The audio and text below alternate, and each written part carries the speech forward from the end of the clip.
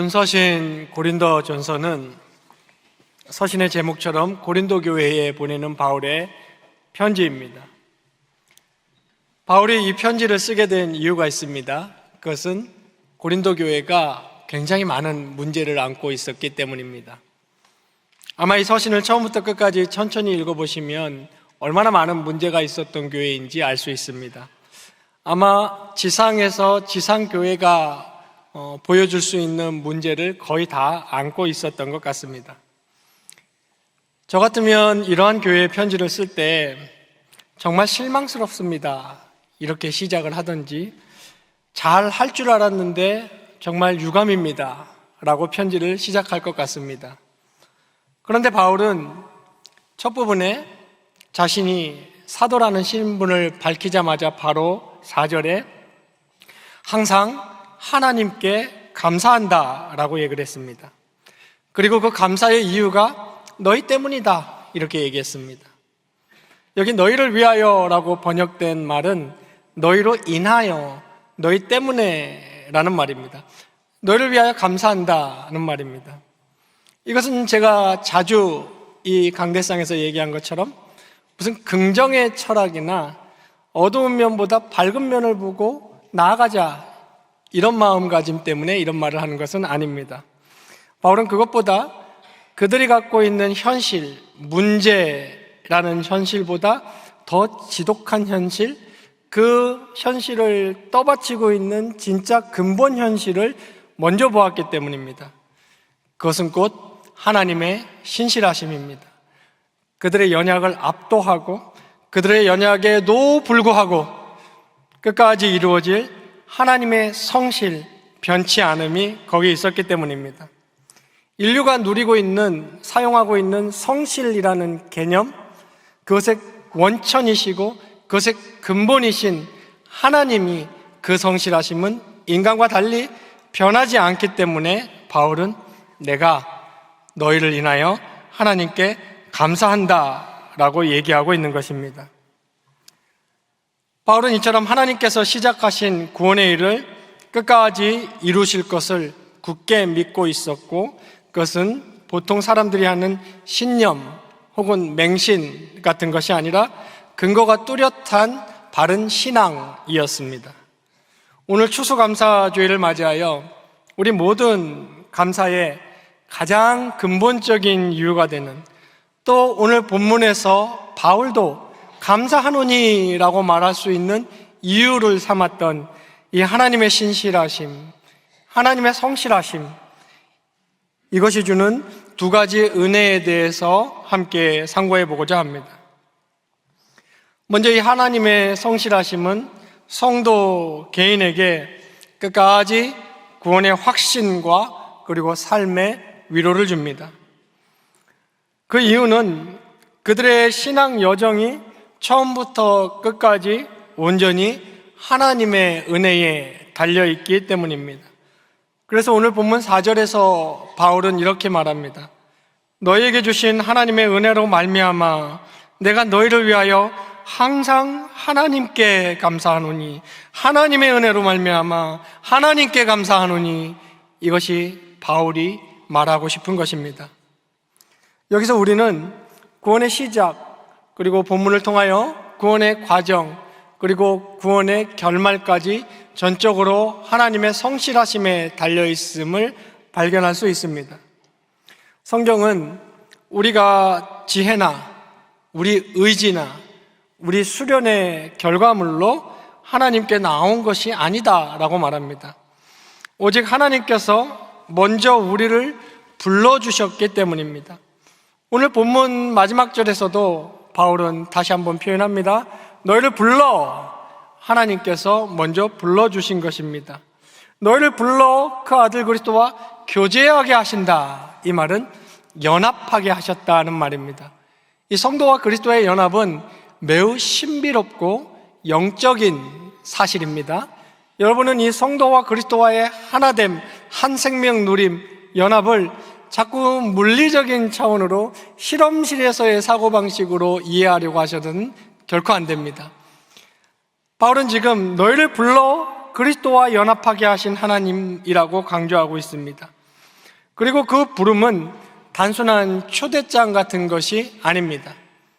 초대장을 보내고 응할지 안 할지, 오실지 못 오실지는 형편에 따라 결정하세요, 이런 초대가 아니고 우리를 부르신 후에 실제로 우리 안에 역사하셔서 변화를 일으키는 능력이 함께하는 능력의 부르심, 은혜의 부르심입니다. 하나님의 부르심은 영적으로 죽었던 우리를 살아나게 했습니다. 우리가 복음의 초청을 들을 때 믿음으로 응답할 수 있었던 것은 하나님이 우리를 부르심과 동시에 성령으로 말미암아 새로운 생명, 나아진 생명, 발전된 생명, 치료된 생명이 아니고 아예 새 생명, 기독교 복음의 핵심이죠. 새로운 피조물, 다시 태어남, 새로운 생명과 함께 영적 감각을 주셨기 때문에 들을 수 있고 거기에 반응할 수 있었던 것입니다. 이것이 너희를 불러 하는 하나님의 성실하심이고 능력입니다. 만약 하나님께서 먼저 우리를 이렇게 먼저 일깨워 주지 않으셨다면 우리는 여전히 다른 무신론자들이나 안 믿는 사람들처럼 똑같은 복음을 듣고 무슨 말인지 머리로 이해는 했지만 받아들이지는 못했을 것입니다. 그러나 하나님은 신실하심으로 우리에게 새로운 영, 새로운 감각을 주셨습니다. 이것이 구원의 시작입니다. 이처럼 신자들의 구원은 그 시작부터 뿌리를 완전히 그리고 영원히 하나님의 성실하심에만 두고 있습니다.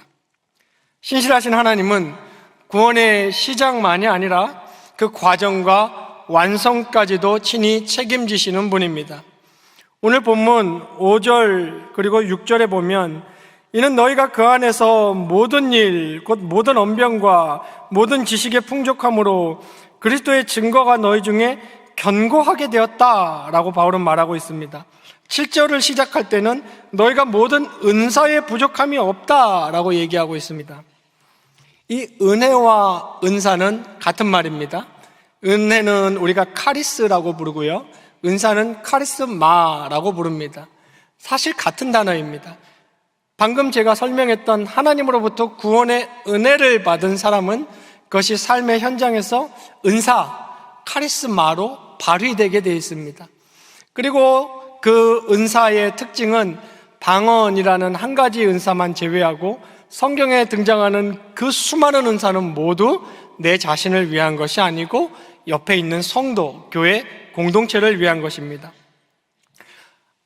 은사는 사람마다 다양하고 교회마다 다양한데 아마도 여기 사도 바울이 5절에 모든 언변, 모든 지식이라고 표현한 걸로 보아서 유독 고린도 교회는 코린트라는 최첨단 도시답게 지식과 말에 능했던 그런 교회였던 것 같습니다. 그리고 사도 바울은 너희에게 그 은혜가 풍족한 것을 보니 그리스도, 내가 증거했던 그 그리스도의 증거가 너희 가운데 견고하게 되어 있구나, 하나님께 감사한다 라고 얘기한 것입니다. 그러니까 그들을 구원으로 부르시고 구원시키신 하나님이 그들의 삶의 현장에 그 구원의 은혜가 은사로 발휘되게 하는 것까지, 그것도 풍성히 발휘되게 하는 것까지 바울은 본 것입니다. 이 교회의 문제는 이 은사 때문이기도 했습니다. 은사가 너무 풍족하고 뛰어난 나머지 서로 잘났다고 분열하고 싸우고 교만하고 자랑했던 교회입니다. 그러나 바울은 분리해서 생각하고 있습니다. 하나님의 은혜와 은사에는 아무런 문제가 없습니다. 그 은사를 가지고 죄를 짓고 개인의 영달과 입신양명을 위하여 잘못 사용하고 있는 인간의 죄성에 문제가 있는 것입니다. 바울은 이제 이 서신을 통하여 뒷부분을 통해서 매우 현실적이고 정교하게 하나씩 짚어가면서 너희에게는 무엇이 문제고 어떻게 고쳐야 하는지를 말할 것입니다. 그러나 그것과는 별개로 이 은사가 너희 가운데 풍성하게 하신 하나님을 보니 내가 감사한다라고 말하고 있는 것입니다. 계속해서 바울은 말하기를 너희는 그 연약 중에도 7절 하반절에 예수 그리스도의 나타나심을 기다리고 있고, 그리고 8절에 그리고 주께서 너희를 우리 주 예수 그리스도의 날에 책망할 것이 없는 자로 끝까지 주께서 견고하게 하실 것이다 라고 이야기하고 있습니다. 너희를 불러 그 아들 예수 그리스도 주와 더불어 교제하게 하시는 하나님이 참 미쁘시다. 여기 미쁘다라고 번역된 말은 성실하다, 신실하다입니다. 하나님이 참 성실하시다. 하나님이 참 신실하시다. 바울은 지금 모든 감사, 그 많은 그 교회의 문제에도 불구하고 하나님에게서 감사의 이유를 찾고 있는 것입니다. 우리의 믿음이 끝까지 유지되고 마침내 결국 역사의 끝에 지금 본문에서 바울이 얘기하는 것처럼 흠없는 모습으로 하나님의 그 무서운 그 높은 기준의 심판대 앞에 설 수 있는 것은 우리 결단이나 노력에 달린 불확실한 것이 아닌 성실하시고 신실하신 하나님의 약속, 은혜의 약속에 달려있는 것입니다. 그렇기 때문에 우리의 많은 연약, 그리고 나약, 심지어는 의심, 심지어는 일정 기간 하나님을 떠남에도 불구하고 하나님은 반드시 다시 부르시고 다시 일으키시고 다시 싸매셔서 하나님의 심판대 앞에 흠없이 세우시는 분입니다. 이것이 하나님의 성실하심이고, 바울은 그 교회의 문제점을 지적하기 전에 먼저 하나님을 보았고 이 하나님의 성실하심에서 감사의 진짜 이유를 찾았던 것입니다. 이 모든 것이 가능한 이유는 오직 하나님께서 완전히 변함없이 신실하시기 때문입니다. 우리는 약속해놓고 지키지 못하는 것이 굉장히 많습니다. 결단해놓고 끝내지 못하는 것이 얼마나 많습니까? 그것이 사람입니다. 사람은 하나님의 형상을 다 받았기 때문에 하나님의 속성을 사용하면서 살아가지만 하나님처럼 완전하지 못합니다. 어떤 철학자가 이렇게 표현했습니다. 인간으로 말하자면 늘 시작하지만 결코 끝내지 못하는 존재가 인간이다라고 얘기했습니다. 이처럼 우리의 성실이라는 것은 지극히 한계가 있지만 하나님의 성실은 완전합니다. 그렇기 때문에 우리가 감사합니다. 이 연약 중에도 감사합니다 라고 말할 수 있는 것은 오직 하나님의 성실하심과 변하지 않는 하나님의 구원의 약속에 있는 것입니다. 우리는 연약하여 때로 실패하고 넘어지지만 그러나 하나님은 넘어지지 않습니다. 우리를 붙드는 하나님의 손은 우리를 놓지 않습니다. 하나님은 변하지 않습니다. 그리고 하나님은 우리가 쓰러져서 일어나지 못하는 상황을 허락하시는 그런 고약한 신이 아닙니다. 이 서신 10장에 가면 바울은 이렇게 얘기합니다. 하나님은 우리가 감당하지 못할 시험은 결코 허락하지 않는다. 그리고 우리가 시험 당할 즈음에 피할 길을 꼭 내신다. 이렇게 얘기하고 있습니다. 하나님의 이 성실하심이 작용하는 중요한 현실적인 그림이 바로 이러한 것입니다. 그러므로 우리의 구원과 삶은 전능하신 하나님 손에 달려 있어서 안전합니다. 하나님께 붙들린 사람은 결코 버림받거나 망하지 않습니다. 이러한 확신이 있기 때문에 기독교 복음이 말하는 광야 같은 인생길도 두려움 없이 걸어가네라는 것이 삶의 실제가 될 수 있는 것입니다. 그 문제 많고 그 탈만은 고린도 교회를 향한 바울의 감사의 진짜 이유는 하나님의 성실하심에 있었습니다. 그러므로 우리 역시 우리의 연약함을 자꾸 쳐다보지 마시고 우리의 연약함에 어떤 소망을 두지 마시고 크신 하나님의 신실하심을 자꾸 바라보시고 하나님을 신뢰하면서 우리의 감사의 이유를 찾아야 합니다. 하나님이 주신 그 어떤 것, 하나님이 응답해 주신 그 어떤 기도의 제목, 하나님이 형통하게 해주신 어떤 환경에서도 감사를 해야 하지만 우리가 감사를 유지할 수 있는 근본적인 진짜 이유는 바로 하나님 그분, 하나님의 성실하심에 있습니다. 그러므로 늘 우리는 일상의 감사와 함께 하나님을 바라보고 하나님의 성실하심으로 인하여 감사의 이유를 찾기를 게을리해서는 안 되겠습니다. 이렇게 바울의 감사의 이유가 되었던 이 하나님의 신실하심이라는 것이 가져오는 은혜는 신자 개인에게서 그치지 않고 교회 전체 공동체의 소망과 인내를 이루어 줍니다. 여러분, 신자 개인은 언제나 교회와 연결되어 있습니다. 오늘 이 서신 역시 교회 공동체를 위한 서신입니다. 신자는 다른 신자들과 유기적으로 예수 그리스도라는 한 생명으로 한 몸을 이루고 있는 유기적인 실체입니다. 그것이 교회입니다. 고린도 교회의 장점이었던 은사도 공동체를 향해 발휘하게 되어 있었던 것입니다. 9절에서 말하는 교제, 즉 연합은 반드시 그 그리스도와의 수직적인 연합은 수평적으로 지상의 교회라는 수평적인 신자와의 연합으로 반드시 나타납니다. 신자 개인은 성령이 거하시는 하나님의 전입니다. 그러나 신자 한 사람이 교회는 아닙니다.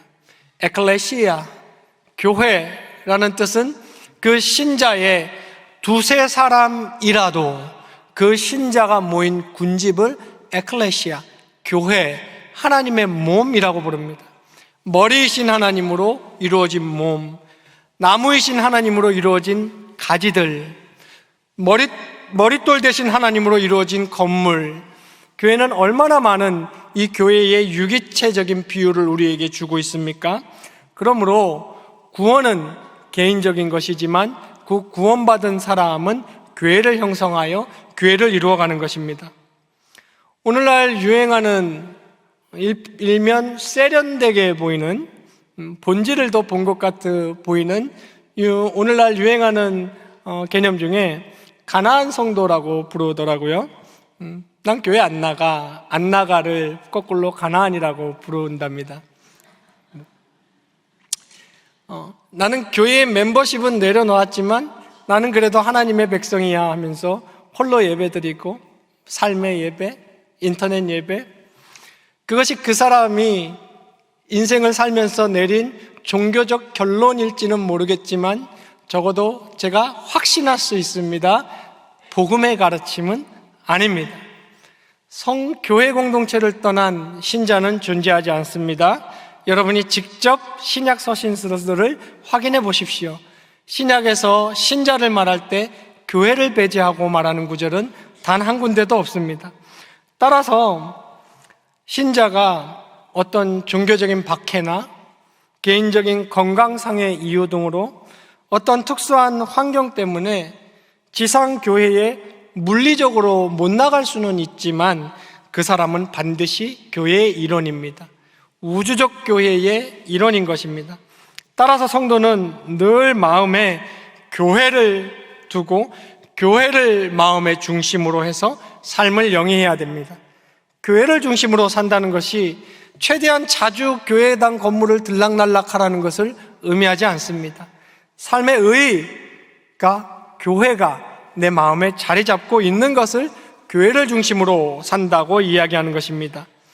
이 고린도 교회는 연약하고 불완전한 교회였지만 바울은 절망하거나 그 교회를 포기하지 않고 오히려 감사와 기대 속에서 이 편지를 시작하고 있습니다.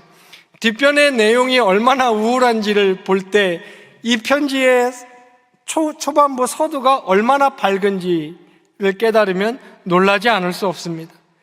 사도 바울이 그럴 수 있었던 그 확신은 조금 전에 우리가 살펴보았던 개인의 감사의 근거와 똑같이 교회 공동체, 지상의 교회 공동체가 얼마나 약한 점이 많습니까? 영화로운 천상의 승리의 교회에 이르기 전까지 이 지상의 교회는 문제라는 것에서 탈피할 수 없습니다. 그럼에도 불구하고 우리가 교회를 사랑하고 교회를 끌어안고 교회를 중심으로 하고 교회의 소망을 놓지 않을 이유 역시 교회를 시작하시고 교회를 진행하시고 교회를 승리한 교회로 이끌어 주실 하나님의 변치 않는 성실, 인간과 다른 성실, 인간과 다른 약속에 있는 것입니다. 교회의 주인이시고 머리이신 하나님께서 신실하시기 때문에 바울은 교회를 향한 소망을 끝까지 버리지 않았던 것입니다. 바울은 고린도 교회의 문제를 직시했습니다. 제가 이 설교의 서두에서 말씀드렸듯이 그 서신을 집에 돌아가셔서 꼭 한번 읽어보십시오. 얼마나 현실적으로, 얼마나 효율적으로 문제를 파헤치고 진단하고 대책을 주고 있는지 놀라울 정도입니다. 그러나 바울은 그 전에 먼저 기억한 것이 있습니다. 영적인 근거, 모든 현실적인 근거를 떠받치고 있는 영적인 근거인 이 교회는 하나님의 교회다. 하나님의 약속과 하나님의 성실하심이 이 교회를 반드시 승리한 천상의 교회까지 이끌어 가신다는 것을 바울은 그것을 먼저 보고 이 교회에 대한 진단을 시작하고 있는 것입니다. 사람은 실패하고 넘어지지만 하나님은 자기 백성을 끝까지 붙드시고 결코 넘어지지 않는 분입니다. 때로는 교회가 세속화되고 인간의 연약으로 내부 분열이 생기기도 하고 어떤 성도는 어떤 기간 진리를 떠나기도 하지만 결국 하나님의 신실하심은 그 교회를 붙들고 있음을 우리는 꼭 기억해야 합니다. 교회의 현실적인 문제들을 우리는 직시하고 현실적인 대책을 세우고 회개하며 바로잡아가야 합니다. 그러나 우리의 궁극적인 소망, 우리가 현실을 파악하고 직시하고 바로잡고 회개할 수 있는 이유가 바로 하나님의 신실하심이 있고 우리는 그것을 믿기 때문입니다. 그러므로 어떤 상황에서도 낙심하지 말고 끝까지 인내하며 이 그리스도의 몸된 지상의 교회에 우리는 충성해야 합니다. 주님께서 말씀하시기를 내가 이 반석 위에 내 교회를 세우리니 음부의 권세가 이길 수 없다라고 말씀하셨습니다. 히브리서 기자는 10장 23절에서 약속하신 이는 미쁘시니 우리가 소망의 고백을 굳게 잡고 흔들리지 말자라고 얘기했습니다. 우리 안에 선한 일을 시작하신 이가 그리스도 예수의 날까지 이루실 것이다 라고 했습니다. 하나님이 인류에게 베푸신 가장 선한 일, 그 수많은 선한 일들 중에 최고의 선한 일은 사람을 구원하시는 일입니다. 그 일을 시작하신 하나님은 그리스도 예수의 날까지 끝까지 이루실 것이라고 하나님은 성경에서 약속하십니다. 그러므로 교회의 최종 영광 역시 전적으로 하나님의 손에 달려있고 하나님께서 반드시 이루실 것입니다. 사랑하는 성도 여러분, 오늘 본문에서 바울이 말한 하나님은 신실하시다는 이 선언은 어제나 오늘이나 변함없는 진리입니다. 우리는 이 진리에서 두 가지 확신을 얻었습니다. 첫째는 나 같은 죄인도, 내가 자주 이렇게 약한데 하나님의 신실하심으로 인해서 우리의 구원은 취소되지 않고 이 아침에도 다시 우리의 구원을 확신할 수 있고 나는 하나님으로부터 위로를 기대하고 위로를 바라고 위로를 구할 수 있는 것입니다. 내 연약과 실패에도 하나님께서 나를 붙드시고 하나님께서 나를 인도하실 것이기 때문입니다. 또 한 가지는 여러 어려움에 직면한 지상의 교회의 현실 앞에서도 하나님의 신실하심을 바라보고 진실로 그것을 의지할 때 오직 그때에만 지상교회는 낙심하지 않을 수 있고 소망 가운데 나아갈 수 있습니다. 교회의 머리이신 주님께서 자기의 몸된 교회를 끝까지 세워가실 것이기 때문입니다. 오늘날 세상을 불확실성의 시대라고 명명합니다. 확실한 것이 없다는 것입니다. 너도 맞고 나도 맞고 당신이 틀릴 수도 있고 나도 틀릴 수도 있고 현대는 이러한 사상을 확산시키면서 결국엔 인류가 서로서로 더욱 존중하고 더욱 확신에 이르게 될 것이라고 생각했습니다. 그러나 반대로 인류는 상대주의를 만연시키면 시킬수록 서로 불신하게 되었고 불확실성만 증폭시켰습니다. 오직 확실성이란 것, 우리가 끝까지 믿을 수 있는 것은 오로지 하나님과 하나님의 약속 외에는 없습니다. 사람이 서로 정말 신뢰하고 서로 정말 믿어주고 서로 정말 존중하는 일은 이 하나님, 수평적인 신이나 내 안에서 찾는 것이, 수평적인 사람이나 내 안에서 찾는 것이 아니라 하나님에게서 찾을 때만 가능한 일입니다. 그러므로 하나님만이 영원히 성실하시고 영원히 신실하시고 유일한 소망 되시는 분임을 우리는 끝까지 아침마다 확인하고 그것을 믿으며 이 추수감사의 계절에 우리의 감사라는 것, 우리가 정말 현실을 바라보면서 내가 감사라는 걸 할 수 있나?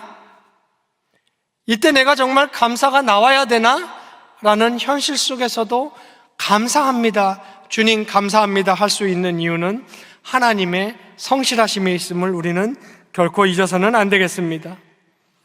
개인적으로 낙심될 때나 교회의 연약함이 내 눈에 보일 때 우리는 눈을 즉시 하나님과 그 신실하심으로 돌려서 하나님을 향해야 합니다.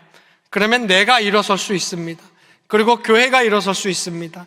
나는 내가 생각했던 것보다 빨리 회복될 것입니다. 그리고 담대함을 얻을 것입니다. 이 하나님의 신실하심이 우리의 가장 근본적인 감사의 이유이고 진짜 감사의 이유입니다. 하나님이 주신 선물들은 사라집니다. 우리가 받았다는 기도 응답도 변합니다.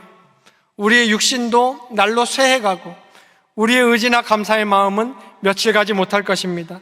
그러나 유일하게 영원토록 변하지 않는 것은 하나님의 성실하심과 은혜를 주시겠다는, 놓지 않겠다는 하나님의 약속입니다.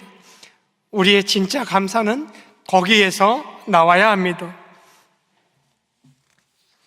올해도 변함없이 추수감사절을 허락하신 주님께 진정으로 감사하시며 오늘 본문에서 바울이 말씀하고 있는 하나님은 미쁘도다, 이 구절을 일주일 내내 묵상하시기 바랍니다.